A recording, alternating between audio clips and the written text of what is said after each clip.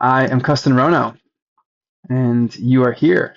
Thank you for being here for day 45 of A Course in Miracles. Come on, come say hi.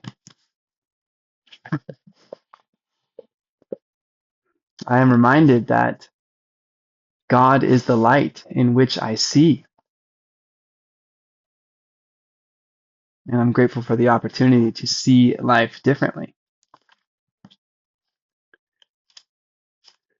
Principle 45.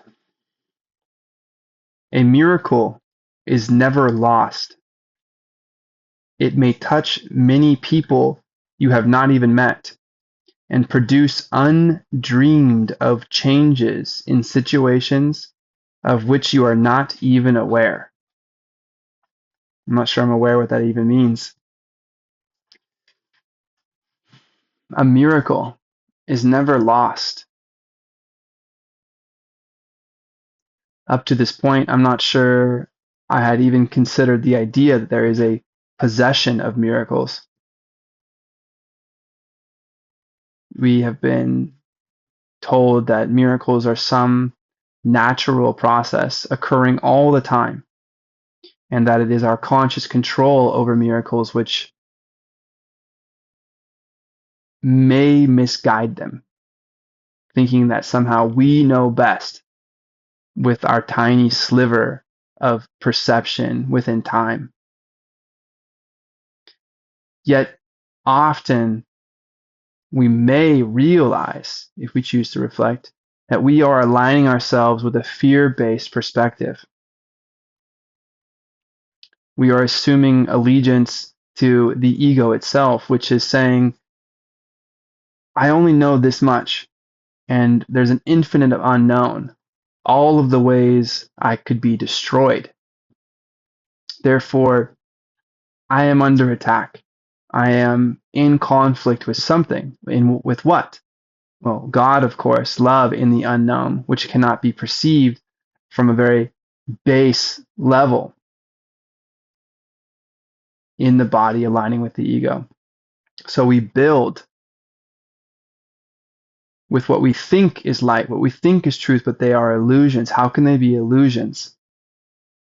From where we sit, a table is a table, and a dog is a dog, and my body is my body.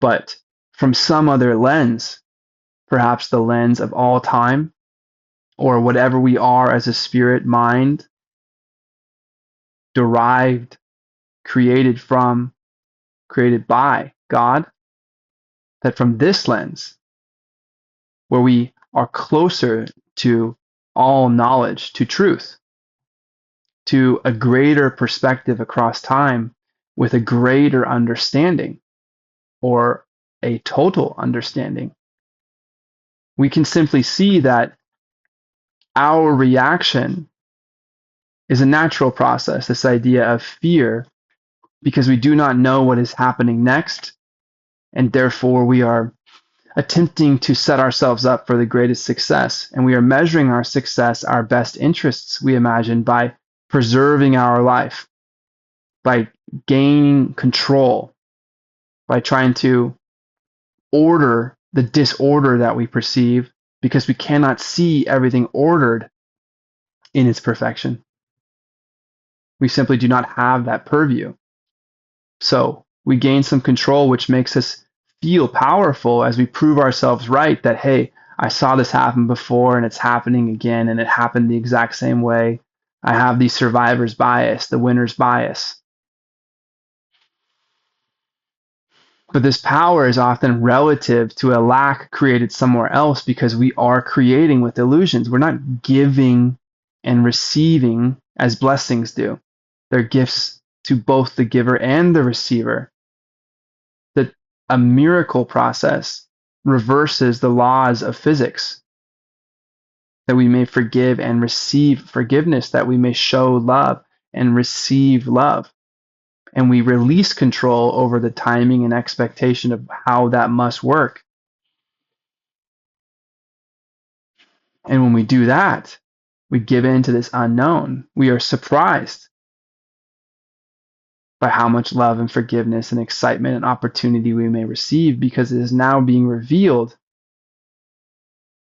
to us by surprise. But there is some viewpoint that we can dig ourselves into where we believe that we are becoming stronger, but we are only going deeper into illusion, further from the process of miracles, attempting to wrangle control over it, misguiding it, creating more pain and lack, contributing to this cycle of attacks, believing we must have something to defend, that we must have more and more provision that must be relative to someone else's, and they have less, so we can have more, so we are safer. And yet, of course, we will die,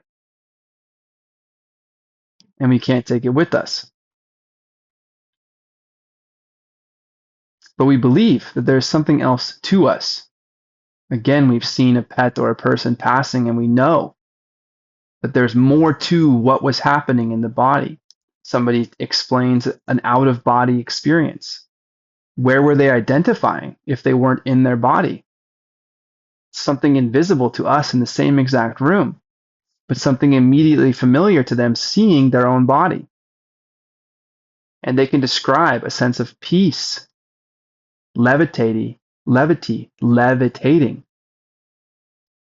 through these levels, transcending the body into the invisible, into the unknown, where healing can occur.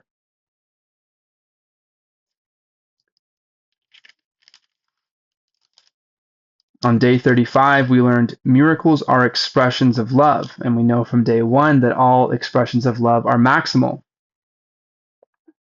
Miracles are expressions of love, but they may not always have observable effects.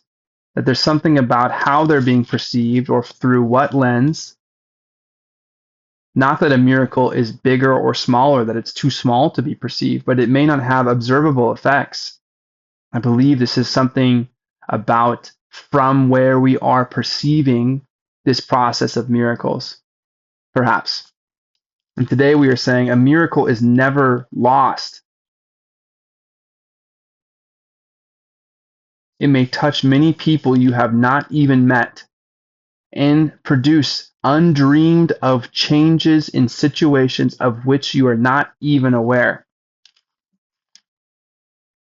Miracles are expressions of love, but they may not always have observable effects. If we can't see them, and maybe we have known them, or perhaps we believe we have never known them, even if we are created through a process of them, and we are them, and our thoughts are them.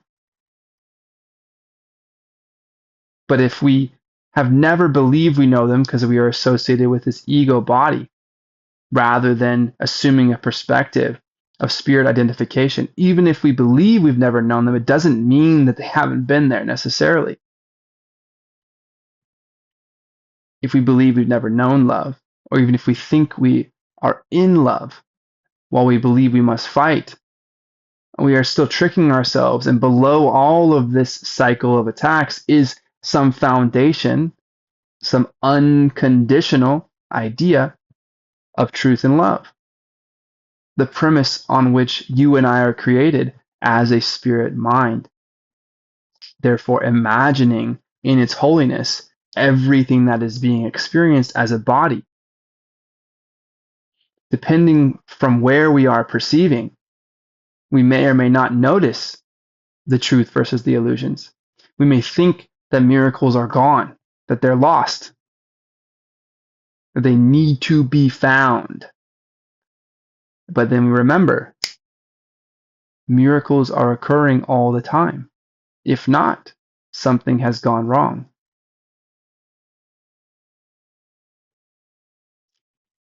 A miracle is never lost.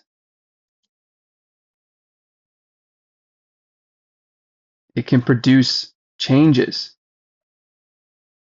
in situations of which we are not even aware. Even if they do not have observable effects, they are still expressing love. And maximally, it's still happening. And we are part of it. A miracle is never lost. I don't know if the inverse makes sense, that it is always found,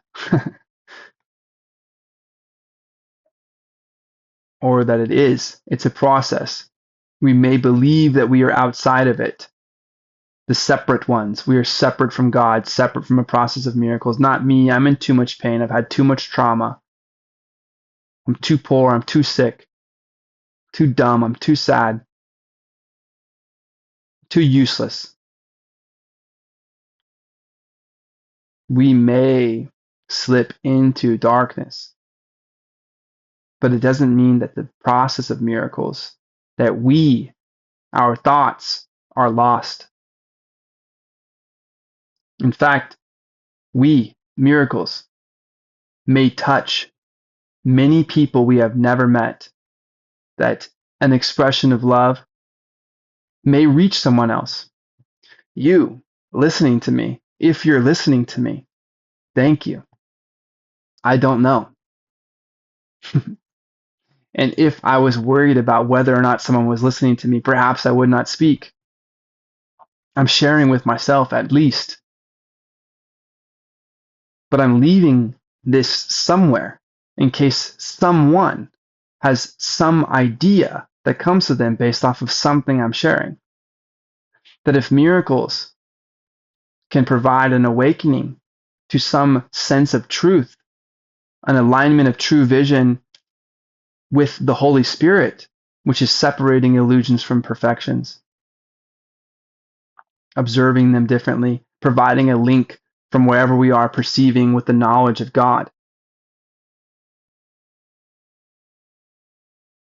That because we can wake up to this from anything, part of the everything, that all things have some mark of God, which I'm believing is this idea of light, which is imbued in us. Not that we can create, that we are marked with this idea of light, being created in holiness, our own holiness, which feels possible when we are able to affirm a spirit identification. But if I am part of the everything, and this video, you seeing me, is of anything, then it's possible that watching me, listening to me right now,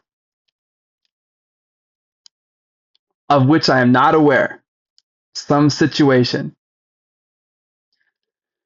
I can hardly even dream of it. I don't know who you are. I don't know when this is. I don't know if you care. I don't know where you are in your own release. But perhaps I am able to be of service to you, even if I cannot see it, even if I am unaware, that by participating as part of the anything, I may be a way that you wake up to notice the light in me so you may notice the light in you, or notice the light in you so you may notice the light in me. So if you're here, thank you. If you feel you want to go, please enjoy yourself. A miracle is never lost. It expressions of love. An expression of love may touch many people you have not even met. Could be you. And produce. An expression of love could produce undreamed of changes. So it could produce an idea that we have not even yet imagined, some radical different way of seeing the world, an opening to truth. Our expression of love could open someone's mind beyond anything they have ever imagined before, or our own. Undreamed of changes in situations of which you are not even aware, that things are happening all the time. And this is your perspective.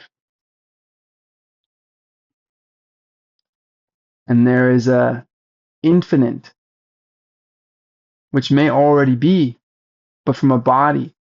It's something as we're trying to wake up to, we can admit like there's something we haven't dreamed of before. There's science fiction that hasn't been written yet. undreamed of changes in situations which you are not even aware. Let us appreciate the blessing and find more peace in the idea that the truth, the expressions of love, are never lost, that they are reverberating far beyond our perception. They are reverberating, even if they do not have observable effects to us. The expressions of love are touching the experiences of people we do not know and asking them to wake up to ideas that we have not even yet imagined, even if we do not know it is happening. What does that mean? Something is happening here. Something is happening with love here. Something is happening with healing, with learning, with releasing into ease and away from worry. Something is happening, letting go of fear. It's happening even if we cannot see it. It's never lost. It's a natural process in God's light. Lesson 45. God is the mind with which I think. Capital M. God is the mind which with I think. So God is the light in which I see.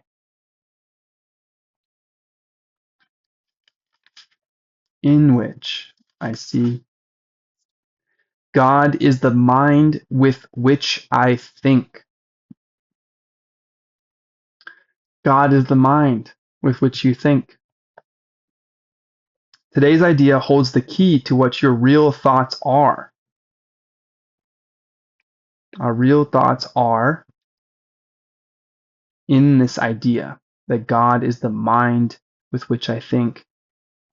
Our real thoughts are somehow occurring in God's mind, through God's mind, with God's mind, that we are never separate from God, even if we cannot see it.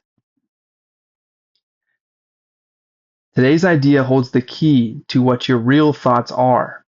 They are nothing that you think, just as nothing that you think you see is related to vision in any way. Seeing is not the same as vision, and that we think we are thinking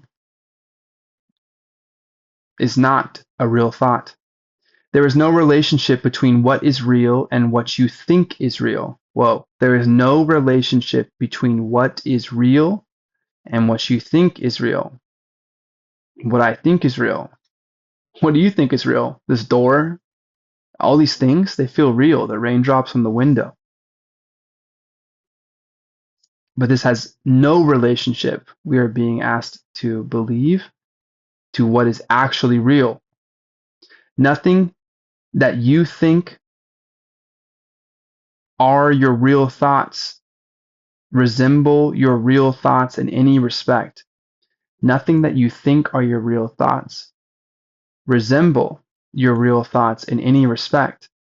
So that we think we are thinking, that we think our thoughts are real, has nothing to do with what real thoughts are.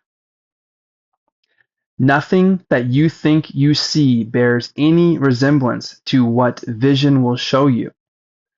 If we are insisting that what we are noticing with our eyes, what we think we are seeing, what we believe is real, what our thoughts are, what we believe that they are real, if we insist on this idea, we will miss another idea, true vision, true sight, true seeing.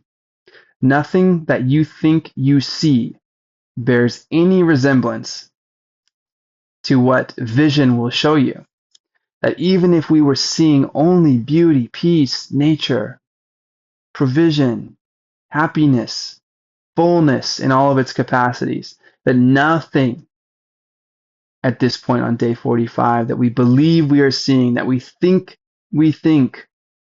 that we're so sure about, all of those gifts, even if it was only positive with ease that we thought, none of it bears any resemblance to what vision will show you.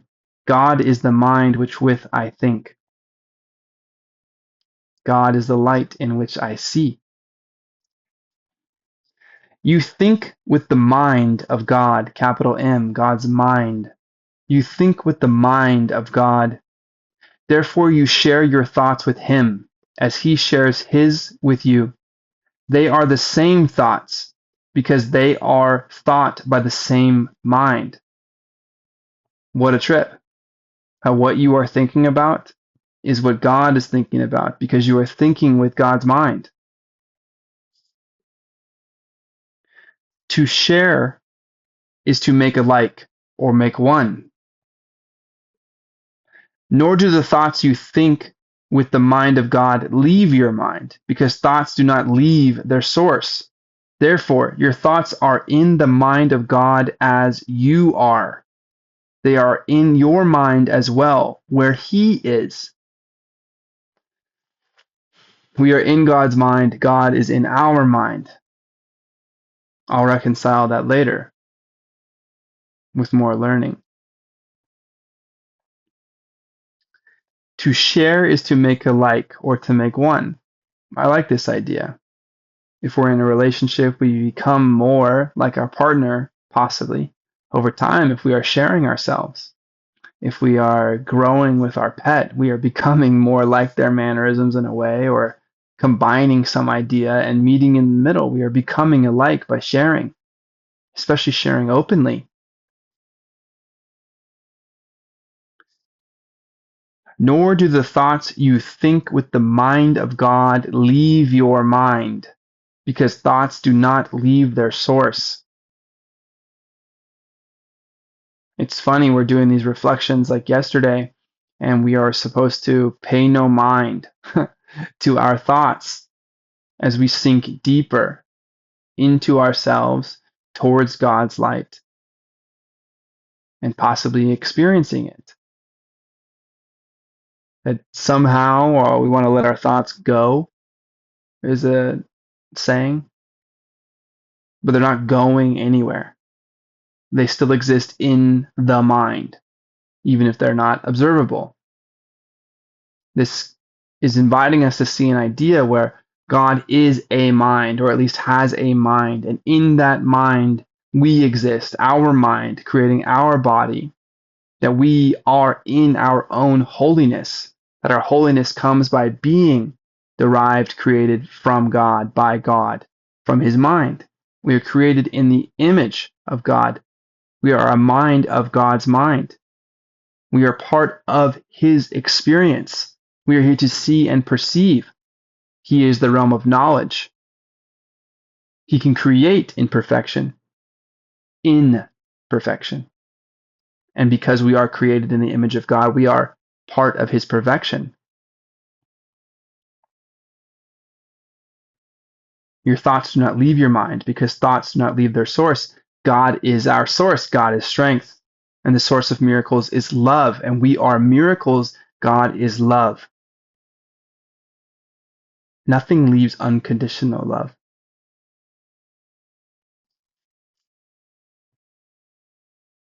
Your thoughts are in the mind of God as you are. You are fundamentally in God. How could that be possible? You're a part of his conscious creation. They are in your mind as well, your thoughts, where he is. We are inside this consciousness. We are with God. It's mind bending. As you are part of his mind, so are your thoughts part of his mind.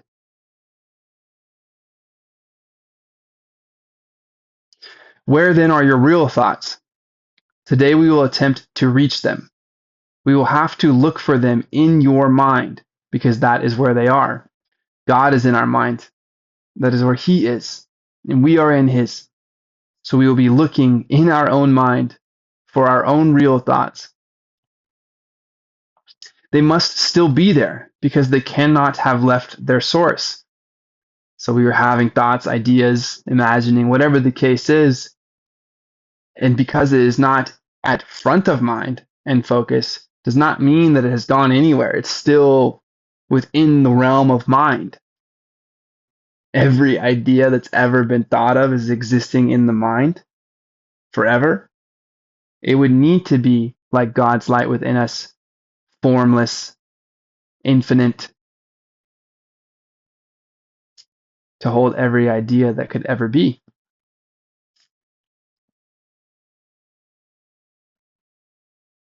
What is thought by the mind of God is eternal, being part of creation. The laws of eternity maybe apply beyond the laws of time to anything that is thought by the mind of God, of which we are, in which we are. Our 3 5-minute practice periods for today, so 3 practice periods, 5 minutes each, will take the same general form that we use in applying yesterday's idea. We will attempt to leave the unreal and seek for the real. We will deny the word in favor of truth.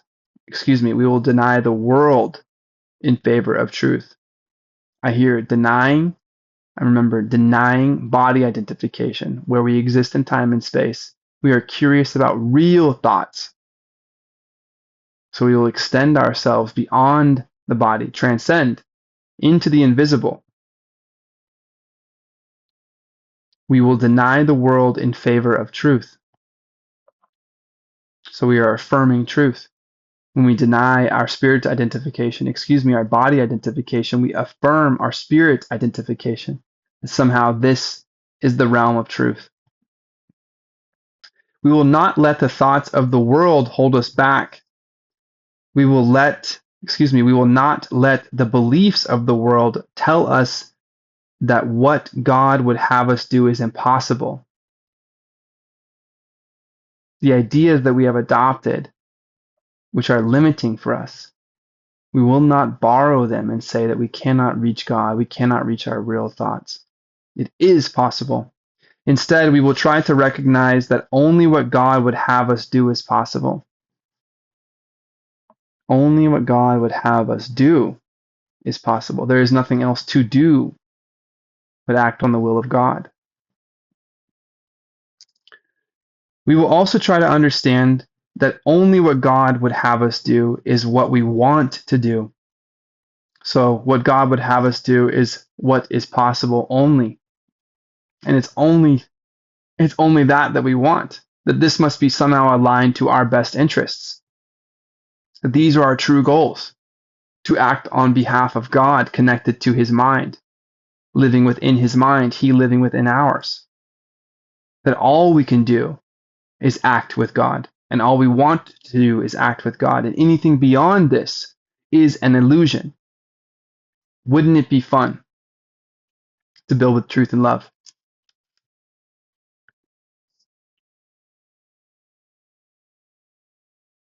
And we will also try to remember that we cannot fail in doing what he would have us do. That's an old spelling I've tried to get rid of. Like I can get rid of anything that has been in my mind, but there is another way of looking at this. That I could easily see myself as a failure, unworthy, or worthless. But this would be me insisting on the timing and expectation of how I must look relative to what? More of my other ideas? Do I want to live in their own toxicity and poison my well?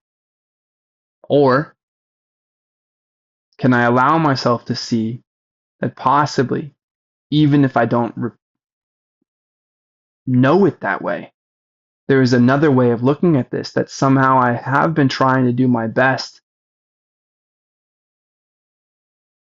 on this path towards understanding more meaning amidst all my confusion. That I am here a little bit closer to an idea of abundance, truth, and love, to wearing that as a perspective, becoming full with it so I may give it, so I may live it. And therefore, I cannot fail in what God would have me do. Again, instead, we will try to recognize that only what God would have us do is possible. We can't fail. It's the only thing that can be done. It is done. It is done. It is done. There is every reason to feel confident that we will succeed today. It is the will of God. There's every reason to feel confident that we will succeed. It is the will of God. Begin the exercises for today by repeating the idea to yourself, closing your eyes as you do so. Please close your eyes if you may, and repeat after me. God is the mind with which I think. God is the mind with which I think. One more time. God is the mind with which I think.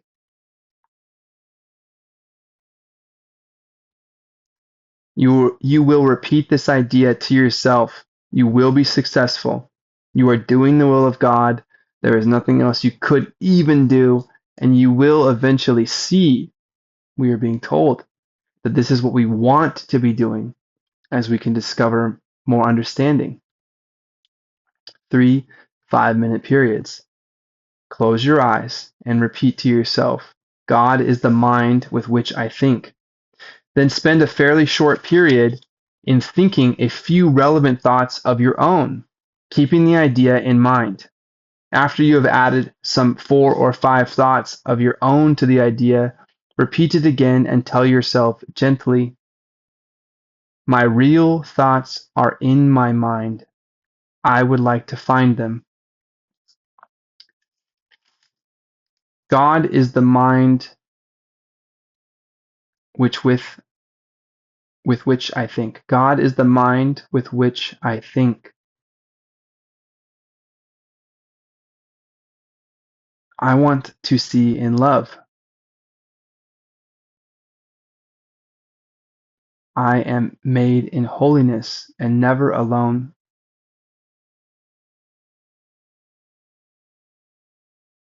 My love allows me to see everything enveloped in my holiness. I see God in all things, and I am never alone. My real thoughts are in my mind. I would like to find them. Please repeat after me if you can. My real thoughts are in my mind.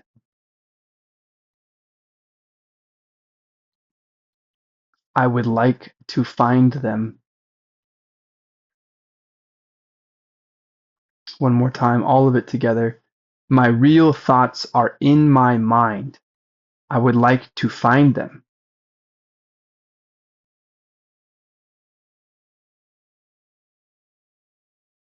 Your real thoughts are in your mind. You will be successful in finding them. Then try to go past all the unreal thoughts that cover the truth in your mind and reach to the eternal. As simple as that. Go past all the unreal thoughts that cover the truth in your mind and reach into the eternal. You know, after all, that your real thoughts are in your mind and you've declared that you want to find them. So just go past all the unreal thoughts that cover the truth in your mind and reach the eternal. Under all the senseless thoughts and mad ideas with which you have cluttered up your mind are the thoughts that you thought with God in the beginning. There was the truth. And in our tiny perspective, we donned fear, the ego, inevitable destruction, an attempt to prevent it. We seized control and power. and we will still find our destruction. We've been coloring over this canvas from God. We've been speaking over his voice. Under all the senseless thoughts and mad ideas with which you have cluttered up your mind are the thoughts that you thought with God in the beginning. They are there in your mind now, completely unchanged. They cannot leave their source.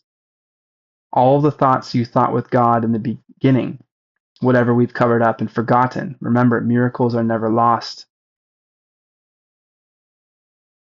They are always in your mind. They're in your mind now, completely unchanged. They will always be in your mind, exactly as they always were, perfectly preserved. Any thought we've ever had. That sounds haunting and absolutely rejuvenating, because there are thoughts which we cannot see, but they are there.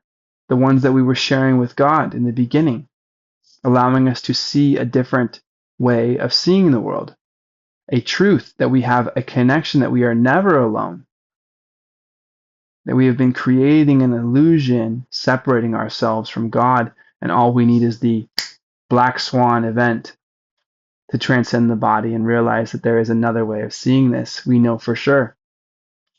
If our thoughts are still in their source, our mind, whatever that is, in its infiniteness, even though we are singularly focused sometimes, and thoughts appear to come and go, where are they coming from and where are they going? Could not be still in the same container of mind.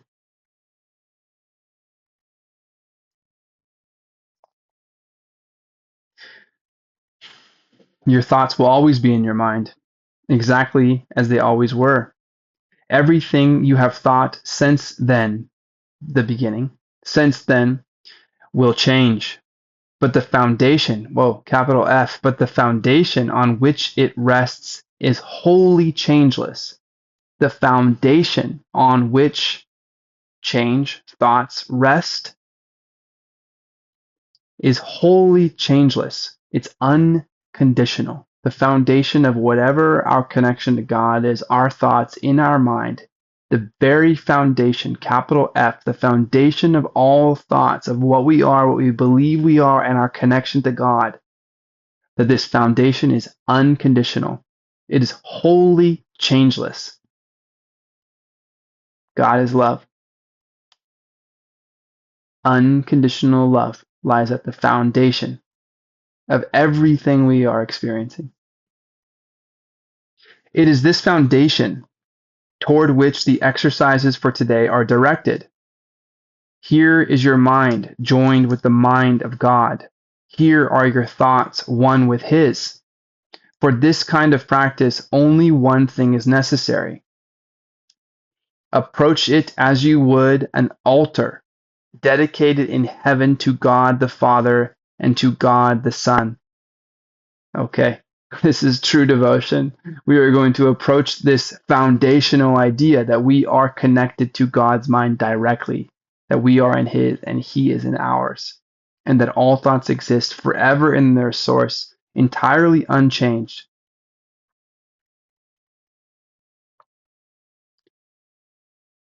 Everything you have thought since the beginning will change.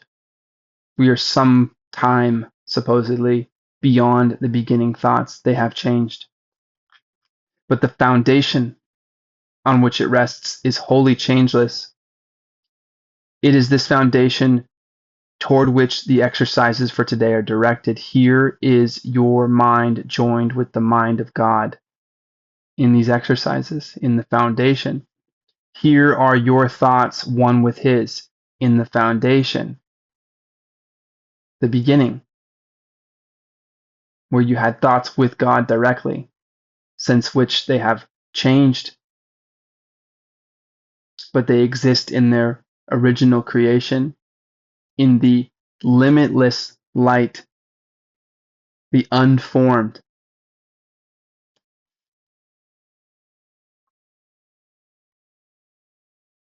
Here are your thoughts one with his. For this kind of practice, only one thing is necessary.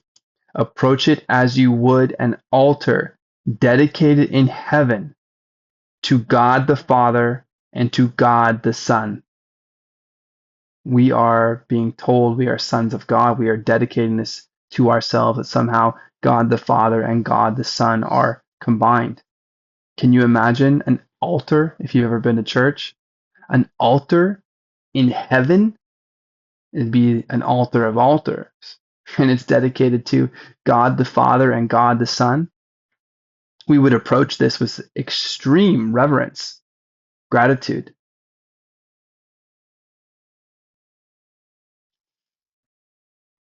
For such is the place you are trying to reach. You will probably be unable as yet to realize how high you are trying to go. Yet, even with the little understanding you have already gained, you should be able to remind yourself that this is no idle game, but an exercise in holiness and an attempt to reach the kingdom of heaven. Wow. God is the mind with which I think, is leading us to a foundation where God's mind, our mind, have been innately connected with no thoughts ever needing to be changed from their original state. They simply exist as they were in the eternal. That if a foundation of this is to exist, this is where we would have joined with the mind of God. This is where our thoughts would be one with His. And so we will approach as if approaching an altar in heaven, because this is what we are trying to reach. What are we trying to reach? The kingdom of heaven. Perfect peace, perfect safety, freedom from worry, knowledge, access to this unconditional, holy, unchanged love. The truth. The truth shall set you free.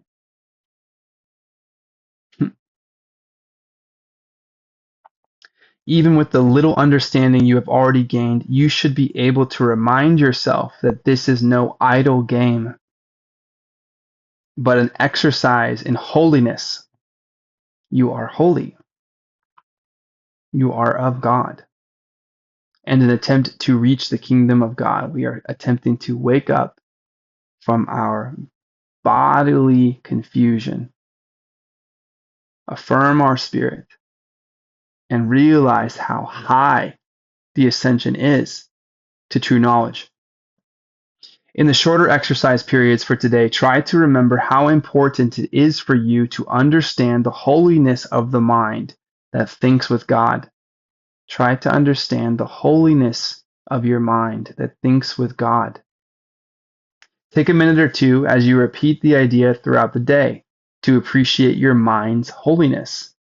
Stand aside, however briefly, from all thoughts that are unworthy of Him whose host you are. We are hosting an idea. We are the host of God. Unworthy thoughts, not giving praise to our holiness, to His holiness, to our connection, our illusions.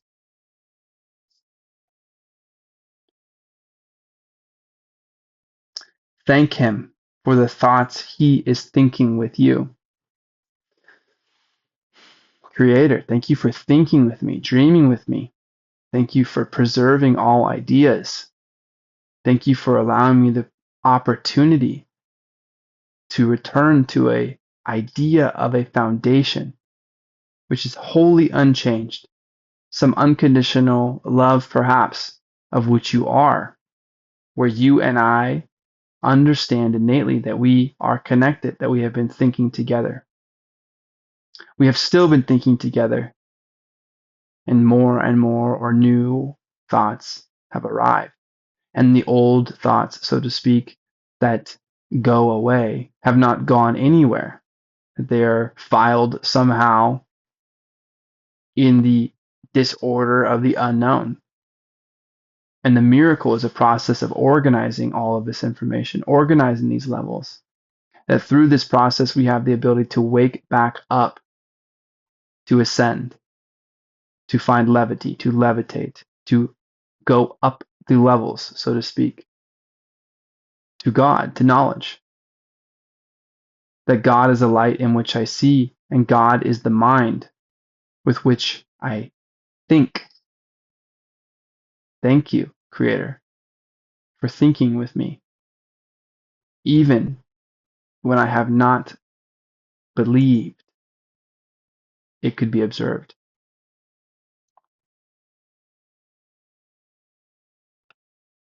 Today we'll have short periods, a minute or two, to repeat the idea in our minds. God is the mind with which I think. And then we will appreciate our mind's holiness. And if we can, for a split second, we'll step aside from our need to control.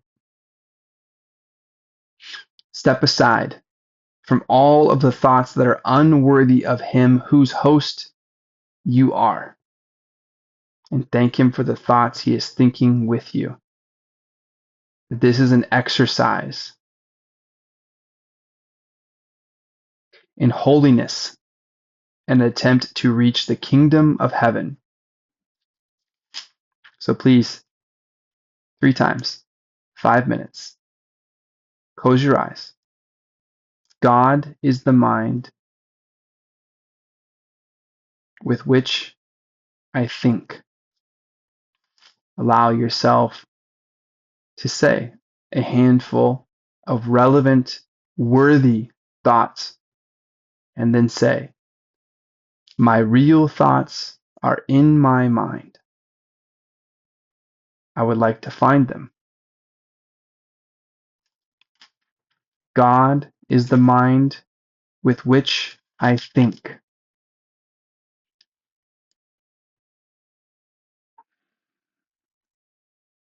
All thoughts I have had remain with me in their source. God is with me, and my mind is in His. I am never alone, and I may remember by remembering the original thoughts I've had with God, that there is a foundation upon which all thoughts I've had since then are built. And this is the holy, unchanging, unconditional love of which God is. And I am grateful for the opportunity to create and think with Him, to have been lost, and to be joined with Him. My real thoughts are in my mind. I would like to find them.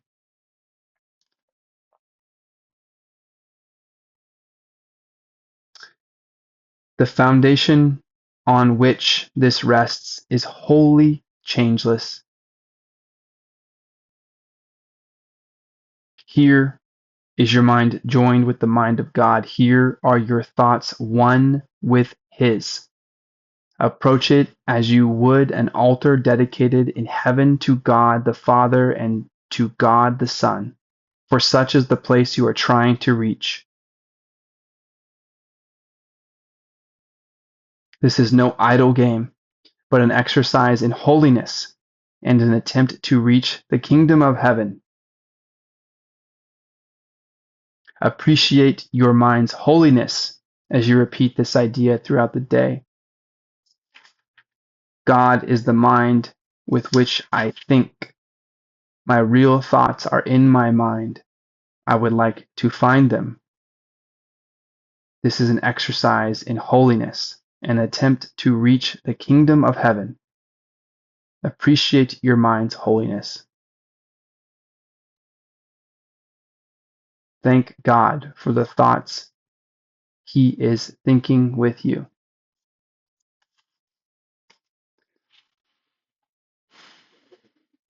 I am Kesten Rono. My real thoughts are in my mind, and I would like to find them. Do you dare to believe and announce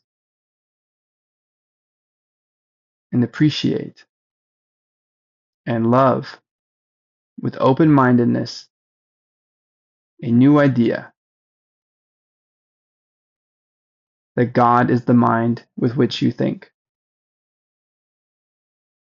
Or would you rather know best? Thank you for being here. I'll see you tomorrow for day 46 of A Course in Miracles. Please be well.